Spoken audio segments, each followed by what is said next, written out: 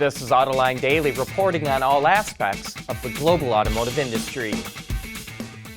Last week, it looked like UAW members wouldn't ratify its new labor contract with Ford, but now it looks like the deal could go through. Bloomberg reports about half of the votes have been counted so far, with nearly two-thirds of members voting in favor of the new contract. Last week, Ford updated the deal to fix a problem with pay increases, and since then, workers at 17 factories have approved the new contract. However, Ford still isn't out of the woods yet. Two of its largest plants have yet to vote, and if they reject it, the deal could go down. Voting ends on the 15th, so we'll find out what happens in just a few days. Tesla has done an extraordinary job of elbowing its way into the luxury segment. At first, the German luxury brands sneered at the Silicon Valley upstart. Now they're licking their wounds. A study from Bloomberg News shows that BMW and Mini have lost the most customers to Tesla on a percentage basis. Audi, Acura, and Infiniti are next. And as the Model 3 becomes more popular, sales of the BMW 3 Series, Mercedes C-Class, and Audi A3 have plummeted. And last quarter alone, BMW 3 Series sales dropped 64%. And what's really got to worry the German luxury brands is that the Model 3 sells at a higher price than their cars do. And if the German brands think it's bad now, Tesla has announced it will make its next factory, as well as a new engineering and design center, in Berlin. Elon Musk said the factory will make batteries, powertrains, and vehicles, starting with the Model Y. It's not expected to start pumping out cars until sometime in 2021, but the German brands have got to be worried that German consumers will be proud to drive around in German-made Teslas.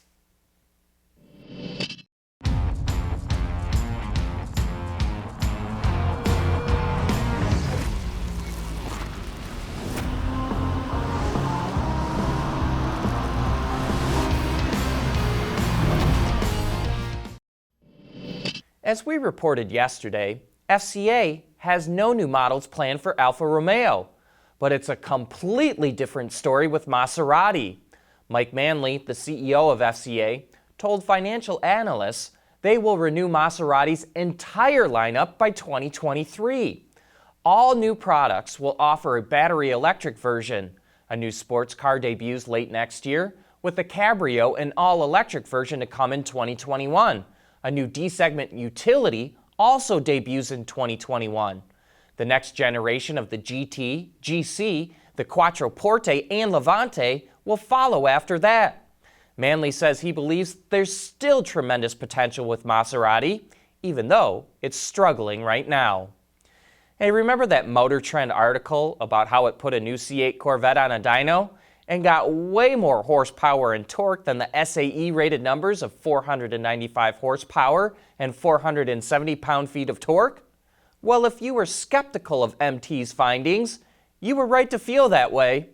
Motor Trend came out and said that the dyno operator selected two incorrect settings, with the biggest goof being that it was set for an all-wheel drive vehicle. So the dyno thought the Vette was overcoming way more inertia than it really was. No one has been able to put the C8 on a dyno with the correct parameters, but it looks like the SAE numbers are pretty spot on. Hyundai is adding to its active noise control system with new technology called Road Noise Active Noise Control, or RANC. By using microphones and sensors to analyze sounds and vibrations, speakers invert the sounds of road noise and engine noise to quiet the cabin. Hyundai says the old system of adding insulation was ineffective in stopping noise and contributed to added weight. The company claims during testing, the new RANC system reduced in-cabin noise by 3 decibels, which is twice as effective as the current insulation. Hyundai says its new RANC technology will first be equipped in an upcoming Genesis model. Autoline Daily is brought to you by Bridgestone Tires. Your journey, our passion. Hyundai will have a new SUV concept to show off in LA later this month. The plug-in hybrid is the latest concept to express Hyundai's new global design language, and even features a morphing grille, where each individual cell in the grille moves in a programmed sequence to optimize airflow and aerodynamics when the vehicle is in motion. Passenger car sales in the U.S. were down last month, and so were sales of medium and heavy-duty trucks. According to Ward's Intelligence, the segment was down 2.5% in October, but that's because sales of the big Class 8 trucks dropped 11%. The medium segment, Class 4 through 7, was actually up 8% in October. But while sales were down last month, through the first 10 months of the year, medium and heavy-duty truck sales are up 11%. So we'll have to keep our eye on if last month was a blip or a sign of things to come.